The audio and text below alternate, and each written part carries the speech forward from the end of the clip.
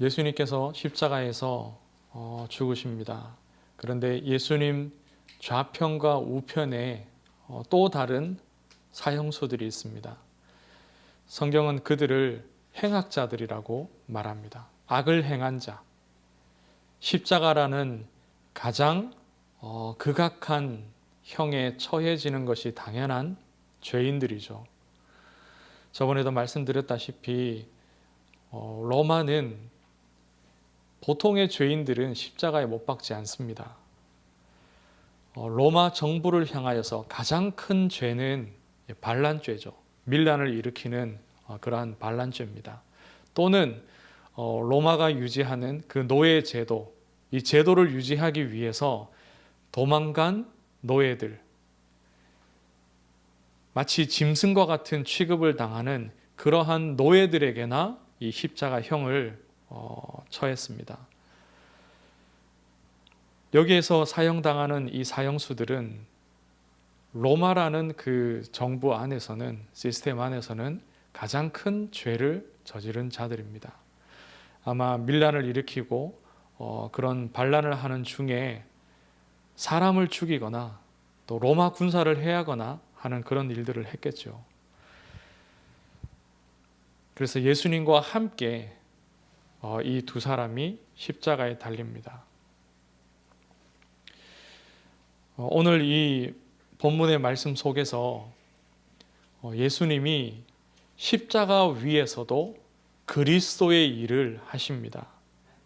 어떠한 일을 하셨냐, 어떻게 그리스도의 일을 하셨는지를 집중해서 보면서 하나님이 우리에게 주시는 말씀 받기를 원합니다.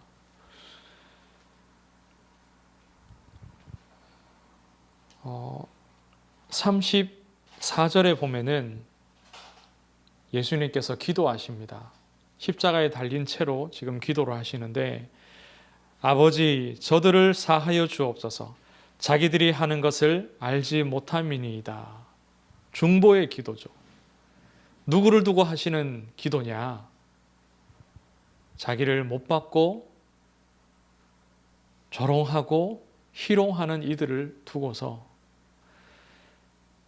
예수님의 옷을 벗기고 십자가에 못 박은 뒤에 그 옷을 제비 뽑으며 나누는 그 로마의 군병들, 이 모든 이들을 다 두고서 하시는 기도입니다.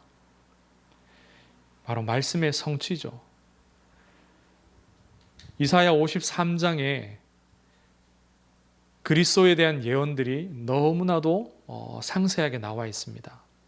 그리고 그 말씀대로 정확하게 예수님이 이 골고다 언덕에서 십자가에 못 박히시고 죽으시는 모든 과정들 속에 다 이루어집니다. 예수님의 이 중보 기도도 그 말씀의 성취죠. 이사야 53장 12절 말씀에 범죄자를 위하여 기도하였느니라, 그렇게 예언되어 있습니다. 예수님이 범죄자들을 위하여 기도하신다고, 그분이 그리스도시라고 예언하고 있습니다. 그리고 십자가 사형을 받는 그 행악자들 사이에 그들과 함께 예수님이 못 박히시죠. 이것 또한 말씀의 성취입니다. 같은 본문이죠. 이사야 53장 12절 말씀에 이렇게 말씀되어 있습니다. 범죄자 중 하나로 헤아림을 받았음이니라. 다른 두 행악자는 그들의 죄에 대한 값을 치르는 겁니다. 그러나 예수님은 범죄자들 중 하나로 여겨졌다. 그래서 그가 죄인으로 여겨지고 십자가형에 처해졌다. 그것을 말씀하고 있는 거죠. 왜 그리스도께서 십자가를 지시느냐? 이사야 53장 전체의 말씀 속에 잘 나와 있습니다.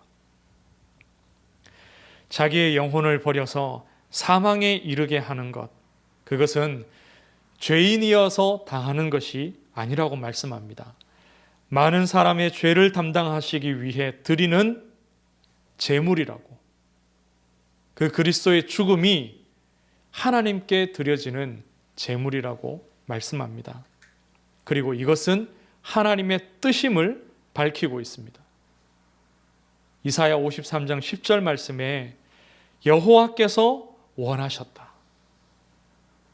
그리스도가 많은 사람들의 죄를 담당하기 위하여 죽는 것을 하나님께서 원하셨다. 이것이 하나님의 뜻이라고 성경이 밝혀 말씀하고 있습니다. 이사야 53장에 나오는 그리스도 사역에 대한 그 예언의 말씀이 십자가에 달려 죽으시는 이 예수님이 바로 그 그리스도이시며 하나님의 아들이신 사실을 분명히 알 수 있게 만듭니다. 미리 예언의 말씀을 주셨고, 그리고 십자가에 달려 죽으시는 이 예수님의 말과 행동들을 자세히 보면은요, 말씀을 성취하기 위해서 그렇게 하시는 것을 알 수 있습니다. 예수님이 목이 마르다고 말씀하시는 것, 예수님이 중보기도 하시는 것, 다 말씀의 성취입니다. 그것이 예언되었고 예언된 대로 이루어지는 겁니다.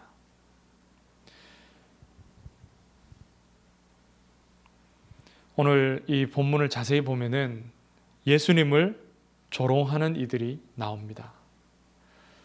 제일 먼저 35절에 보면은 관리들이 비웃죠. 예수님을 비웃으면서 말합니다. 뭐라고 조롱하느냐? 하나님의 택하신 자 그리스도이면 자신도 구원할지어다. 그리고 이어서 군인들이 희롱합니다. 내가 만일 유대인의 왕이면 내가 너를 구원하라. 로마 군병들도 스스로를 구원해 보라고 말하죠. 심지어는 함께 달린 행악자, 그 사형수도 예수님을 비방합니다. 그는 어떻게 비방하느냐? 내가 그리스도가 아니냐? 너와 우리를 구원하라.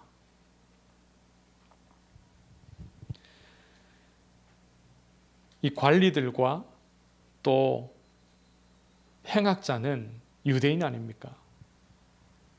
그리스도에 대한 말씀을 알고 있는 자들입니다. 그래서 그들은 생각했습니다. 그리스도면 십자가에서 이렇게 허망하게 무기력하게 죽을 리가 없지 않겠냐. 네가 정말 그리스도가 맞다면 그 능력을 내어 보이라는 겁니다. 어떻게요? 스스로를 구원함으로 십자가에서 내려옴으로써 그리스도라는 사실을 보이라는 겁니다. 못하니까 너는 아니지 않냐. 조롱하고 비방하는 거죠. 로마인들은 이 예수님에게 유대인의 왕이라는 그 죄명을 씌웠습니다.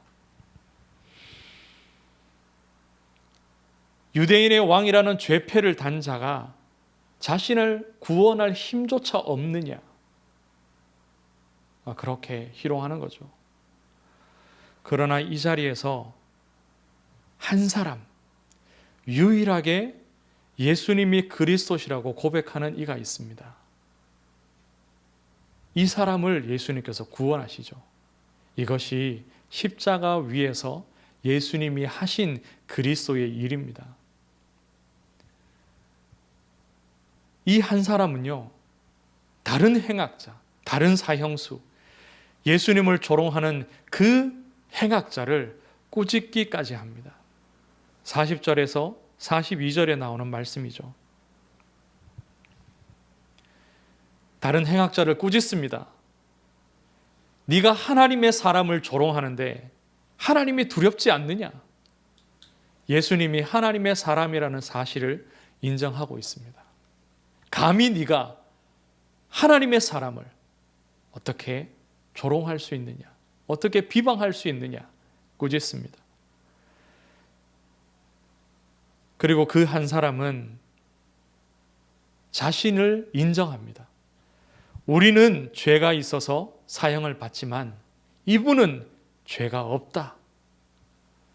행한 것이 옳지 않은 것이 없느니라. 자신은 죄인이 맞지만 이 예수님은 죄 없으신 분이시다. 죄가 있어서 이 사형을 당하는 것이 아니라 죄 없는데 억울하게 달려 죽으시는 것이다 라고 말하고 있습니다. 그리고 행한 것이 옳지 않은 것이 없다. 이 예수님이 의인이라는 말입니다. 그가 의인이심을 고백하고 있습니다. 그리고 마지막으로 예수님께 이번에는 간청합니다. 간구하죠. 뭐라고 말하냐? 당신의 나라에 임하실 때에 나를 기억하소서. 당신의 나라라고 말했습니다. 일단은 내세가 있다는 사실을 믿고 있습니다. 그리고 그 내세의 나라를 소유한 이가 바로 당신 예수님이십니다 라고 고백한 거죠. 그 사실을 믿고 있습니다. 그리고 그가 그 내세의 나라를 소유한 하나님의 아들이시라는 사실, 그걸 믿는 거죠. 그리고 자기를 기억해 주면 구원받을 수 있음을 믿고 있는 겁니다. 그래서 자신을 구원해 달라고 하죠. 자기를 기억해 달라고, 자신을 생각해 달라고 말하고 있습니다. 내세가 없으며 이 예수님이 그 나라를 소유한 주인이 아니라면, 하나님의 아들이 아니고 하나님의 사람이 아니고 하나님과 상관없다면 이러한 간청은 무의미한 겁니다. 숨을 헐떡이고 피가 빠져나가고 고통에 몸부림치며 죽음을 앞두고 있는 이 사형수가 예수님에게 이러한 간구를 하는 것은 남다른 중요한 의미를 가지고 하는 것입니다. 예수님이 대답하시죠. 내가 진실로 내게 이르노니 오늘 내가 나와 함께 낙원에 있으리라. 낙원이라고 표현을 했지만 하나님 계신 천국을 말합니다. 쉼을 누릴 수 있는, 평안할 수 있는, 육신의 모든 고통을 내려놓고 안식을 누릴 수 있는 그 천국에 내가 나와 함께 오늘 있을 것이다. 오늘 죽을 것이나 내가 나와 함께 있을 것이다. 구원받을 것임을 약속하셨습니다. 십자가 위에서 예수님께서 보이신 그리스도의 일이 무엇이냐? 첫째는 중보자입니다. 중보의 기도를 하셨습니다. 죄인을 중보하시면서 그들이 죄 용서받도록 하나님께 간구하였습니다. 그리고 둘째로 자신이 죄인임을 인정하고 예수님이 메시아이심을 인정하는 한 사람을 구원하셨습니다. 이것이 그리스도의 사역이죠. 죽으시는 마지막 순간에도 그리스도로서 제사장적인 사역을 예수님께서 감당하셨습니다. 지금 이 본문은 예수님이 십자가에 달리시는 상황, 그리고 달린 후에 그 주변의 분위기를 말씀하고 있습니다. 십자가에 달린 채로 좌우편의 행악자들과 예수님이 대화하고 있는 그런 내용입니다. 그런데 아무리 생각해도 제게는 너무나도 비현실적인 그런 장면입니다.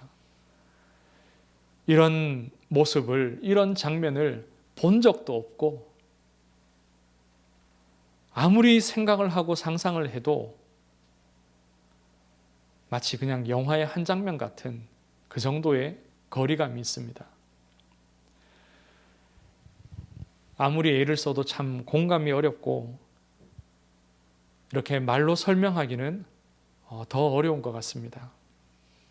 그런데 유일하게 하나 제게 익숙한 모습이 있습니다. 그것이 뭐냐? 조롱하고 희롱하고 비방하는 사람들의 모습입니다. 왜냐하면 그것이 평상시에 제 모습이고 또 주위에서 많이 보아온, 얼마든지 볼 수 있는 그런 사람들의 모습입니다. 특히 자신의 죗값을 받는 십자가 위에서조차 자기를 돌아보지 않고 자기의 과거와 자기가 행한 악한 일들을 돌아보지 않고 남을 비방하는, 죄 없는 일을 비방하는 그 행악자의 모습이 바로 저의 모습입니다. 행악자요, 비방자요, 멸망받아 마땅한데 지금 이 자리에 이렇게 서 있습니다.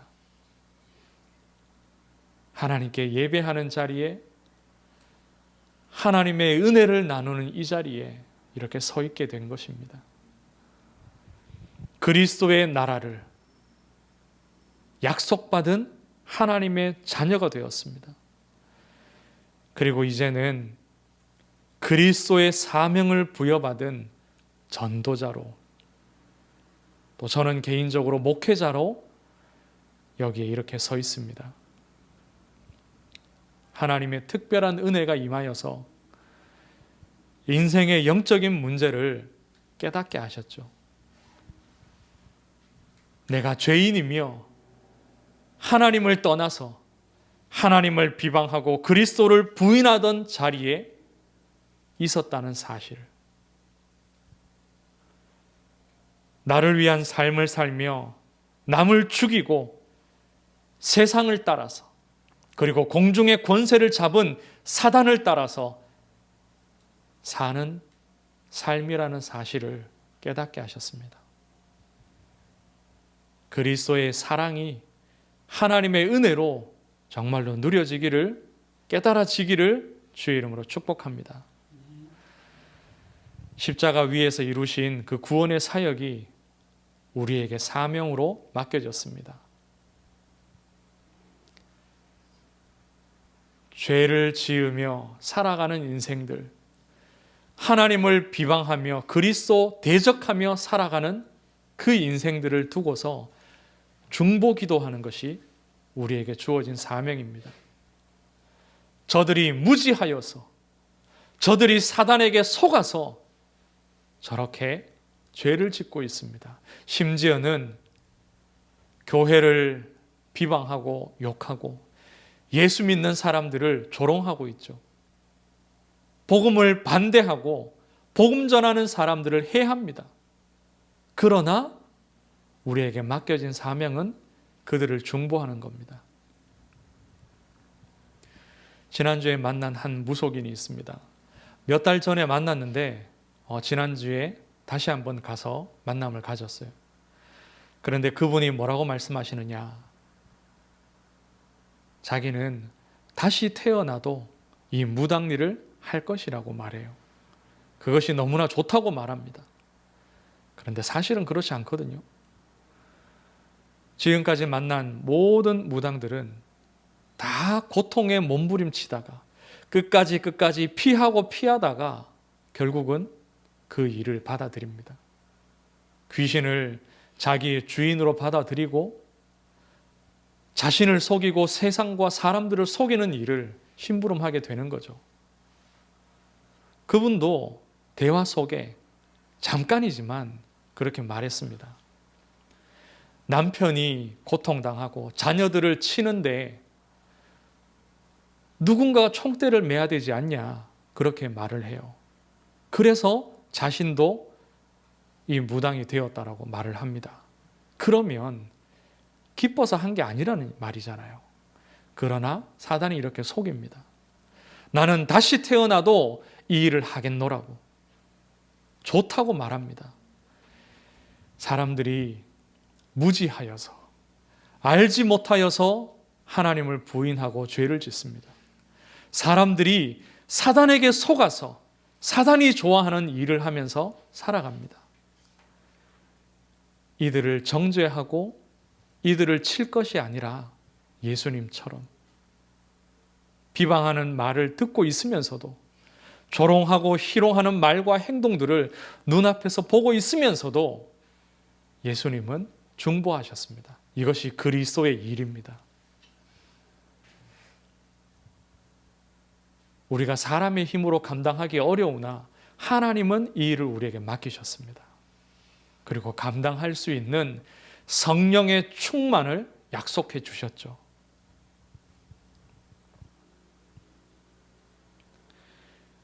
말씀을 맺습니다. 날마다 하나님의 은혜를 누리기를 원합니다. 날마다 하나님의 은혜를 누림으로 그리스도의 사랑이 체험되어지고 그 사랑으로 충만케 되어지면 중보할 수 있습니다. 그리고 가장 어려운 형편에도 하나님은 구원받을 백성을 우리에게 붙이십니다. 성령의 충만함 속에 하나님이 맡기신 이 땅의 현장들, 그리고 아직도 복음 듣지 못한 수많은 종족들, 그 5천 종족, 복음을 주어 살리는 그 일을 감당키를 원합니다. 우크라이나에 지금 계속해서 전쟁 중에 있습니다. 그런데 그 전쟁의 와중 속에도 포탄이 떨어지는 그 길거리를 다니며 사람들을 도우며 이 그리스도의 복음을 증거하는 전도자들이 그곳에 있습니다. 그리고 지금도 그곳에는 하나님의 뜻을 따라 그 복음 전하는 전도자들이 순교하고 있습니다.